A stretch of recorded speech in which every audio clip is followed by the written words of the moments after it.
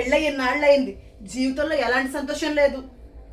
నీలాంటిది నాకు బలంగా దొరుకుతాను బాబు, నాకు కర్మ కాకపోతే. ఇంకొక మాట మాట్లాడితే మర్యాదగా ఉండదు. చంప చెల్లి అనిపిస్తాను. ఏంటి చెయ్యెత్తుతున్నావు? విడాకులు ఇస్తాను. నువ్వు ఇచ్చేదంటే నేనే నీకు నోటీస్ పంపిస్తాను, బయటిపో. నీతో కలిసి ఉండాలని ఎవరికీ లేదులే ఇక్కడ. అయితే వెళ్ళు. ఈ గొడవలతో ఇతనితో బ్రతకడం నా వల్ల కాదు. రేపే లాయర్తో మాట్లాడతాను. లాయర్ గారు, మీతో పని ఉంది, మీ దగ్గరికి వస్తున్నాను.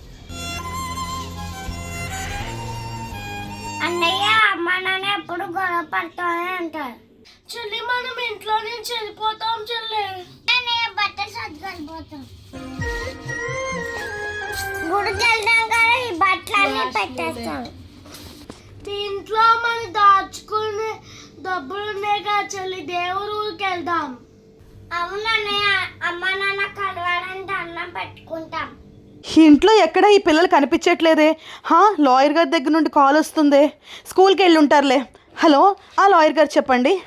అన్నయ్య కాల్ డబ్బులు వస్తున్నాయి, అక్కడ కూర్చుంటున్నావు.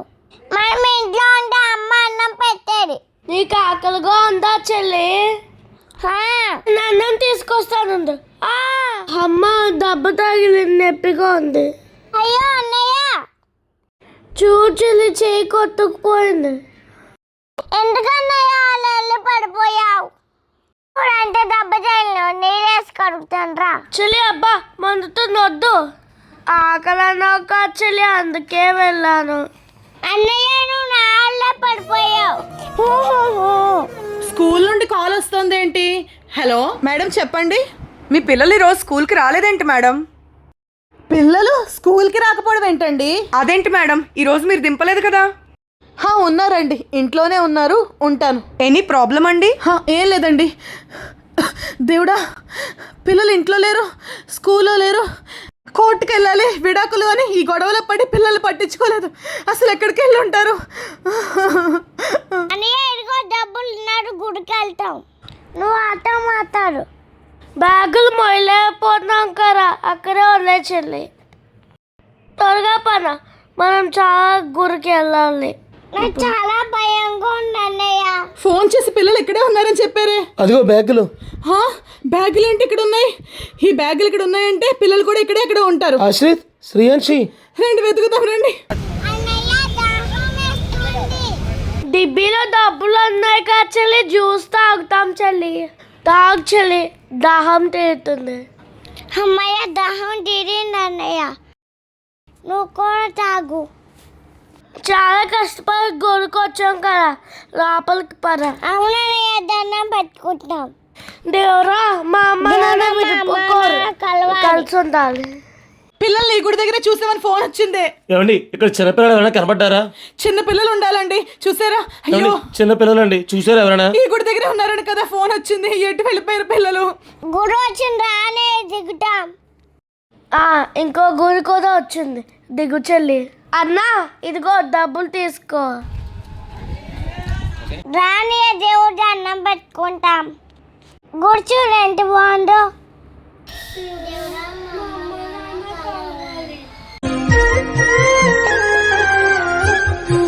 హలో, ఇందాక మీరు చెప్పారని అక్కడ కూడా చూసామండి, పిల్లలు లేరు. ఇదిగో ఇప్పుడు ఈ గుడికి కూడా వచ్చాం, ఇప్పుడే వెళ్తున్నాం లోపలికి. సిరి, ఇక్కడ అంతా చూసానే, అందరినీ అడిగాను, ఇక్కడ పిల్లలు లేరు ఇక్కడ. అయ్యో దేవుడా, అసలు ఏం పాపం చేశారని వాళ్ళకి ఏమి తెలియదు. పిల్లలు ఎక్కడికి వెళ్ళిపోయారో, ఎలా ఉన్నారో. పరమేశ్వర, వాళ్ళ నువ్వే కాపాడాలి. ఫోన్ వస్తున్నట్టుంది. హలో, ఇప్పుడే వస్తున్నాం. అమ్మ, నాకు బెడ్ దంపి తగిలిన చాలా నొప్పిగా ఉంది. అమ్మ గుర్తు వస్తుంది. అయ్యో చెల్లి, ఎంత దెబ్బా? అన్నయ్య కుక్క మేరకొచ్చి తడివేసింది, నేను పడిపోయాను. రా చెల్లి, బస్సు వస్తుంది, మనం ఊరు వెళ్ళాలి. ఇప్పుడు ఏ ఊరు వెళ్ళాలన్నయ్య?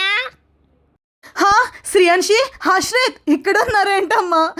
అయ్యో ఏంటమ్మా, బస్ స్టాండ్కి వచ్చారు. అసలు ఎక్కడ తిరుగుతున్నారమ్మా? ఇంట్లోంచి ఎందుకు బయటకు వచ్చారు? అసలు ఎందుకమ్మా అమ్మ నన్ను వదిలేసి ఇక్కడికి వచ్చారు? తప్పు కదా. మీరు గొడవలు పడినాం కదా అమ్మా, మేము గుడికి వెళ్తే అన్నం పెట్టుకున్నాం. మీరు బాగుండాలని ఊరు వెళ్తున్నామమ్మా. పిల్లలు ఇలా రెండమ్మా. నేను చేసిన తప్పే కావచ్చమ్మా, కానీ చిన్నపిల్లలు మీరు ఇలా ఇల్లు వదిలి రాకూడదమ్మా, దొంగలు ఉంటారు కదా.